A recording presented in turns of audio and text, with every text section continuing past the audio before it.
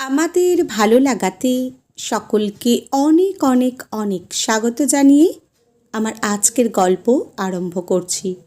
আজকের গল্প পল্টুর স্বপ্ন। গল্পটি তাহলে শুরু করি।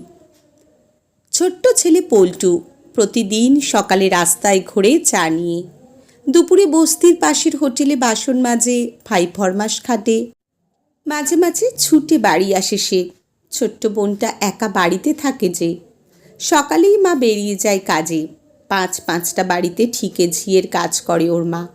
পল্টু চা বিক্রি করতে করতেই কখনো চলে যায় মিউনিসিপ্যালিটির স্কুলটার সামনে। ফ্যাল ফ্যাল করে তাকিয়ে থাকে স্কুলটার দিকে। চোখটা মাঝে মাঝে ঝাপসা হয়ে আসে। কয়েক মাস আগেই পল্টু ছিল এই স্কুলের ছাত্র, আর এখন সে একজন হকার। শিক্ষিত মানুষের কাছে পল্টু একজন শ্রমিক শিশু। সহপাঠীরা পল্টুকে দেখলে হাসাহাসি করে। তখন পল্টু মাথা নিচু করে সরে যায় সেখান থেকে। পল্টুর বাবা পলাশ কারখানাতে কাজ করত। পল্টুর মা সংসার দেখাশোনা করত আর দুই ভাই বোনকে সামলাতো। পল্টু একটু বড় হতেই ভর্তি করা হয়েছিল পাশের মিউনিসিপ্যালিটির স্কুলে। পল্টুও সব বন্ধুদের সাথে স্কুল ড্রেস পরে স্কুলে যেত। লেখাপড়াতে পল্টুর ছিল গভীর মনোযোগ, তাই প্রত্যেক পরীক্ষায় ভালোভাবে উত্তীর্ণ হতো সে। পল্টুর বাবা মা খুব খুশি ছিল। নিজেরা লেখাপড়া না জানলেও ছেলেকে শিক্ষিত করতে চেয়েছিল তারা। কিন্তু এই গরিব সুখী পরিবারের সুখটাও বেশি দিন টিকল না। মাসের বেতন বন্ধ হলো পলাশের। কারখানার ম্যানেজার বললেন একসাথে সব টাকা পেয়ে যাবে, তাই ধার দেনা করে কোনো রকমে চলতে থাকলো সংসার। এইভাবেই কয়েক মাস চলার পর হঠাৎ বন্ধ হলো কারখানা।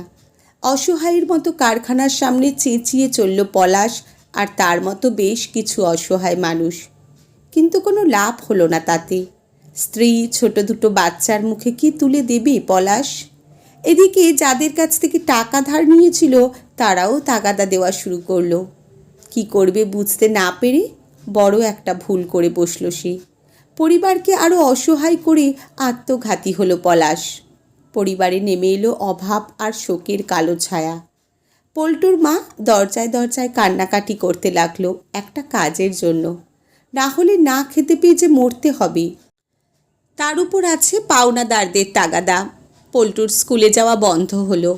মাকে সাহায্য করতেই পল্টু কাজে লেগে পড়ল।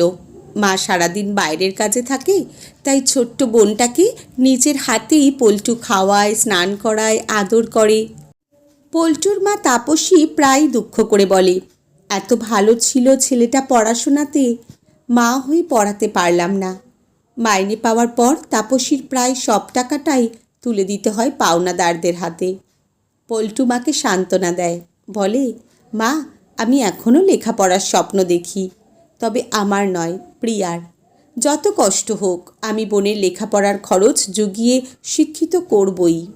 ছোট ছেলেটার মুখে এরকম কথা শুনে জলের ধারা নামে তাপসীর চোখ দিয়ে।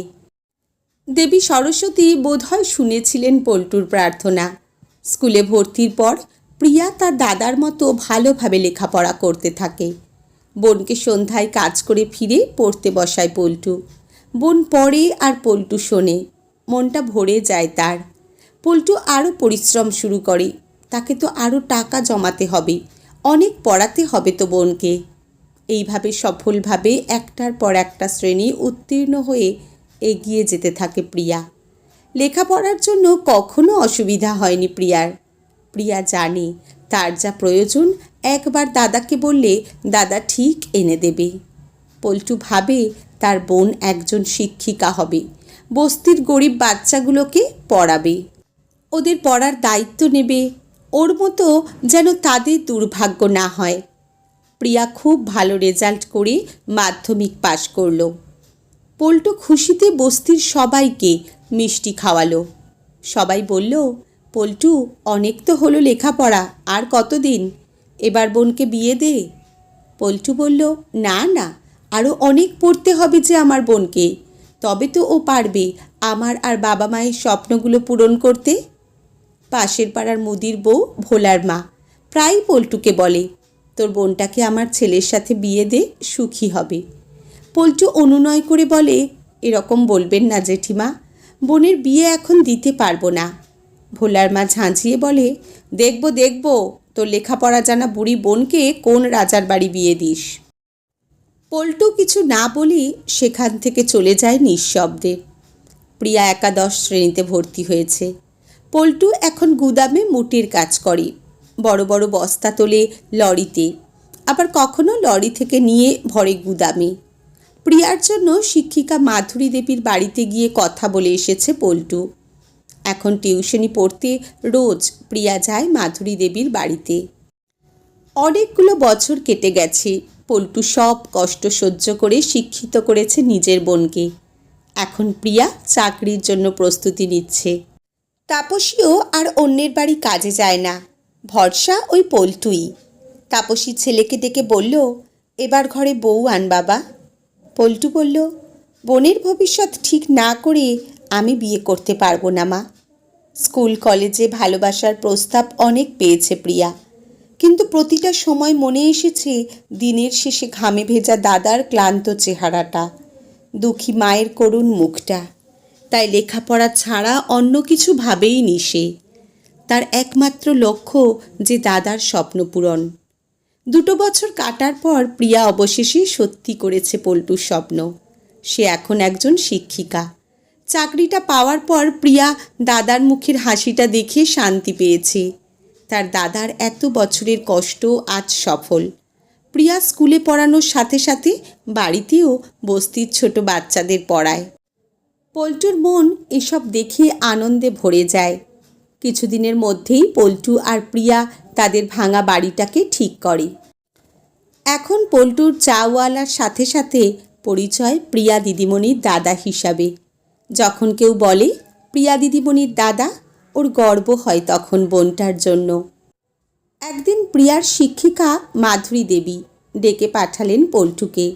মাধুরী দেবীকে প্রিয়া পল্টু দুজনে খুব শ্রদ্ধা করে। প্রিয়ার লেখাপড়াতে অনেক সাহায্য করেছেন তিনি।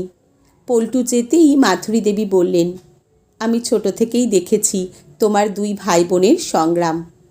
প্রিয়াকে আমার খুব পছন্দ।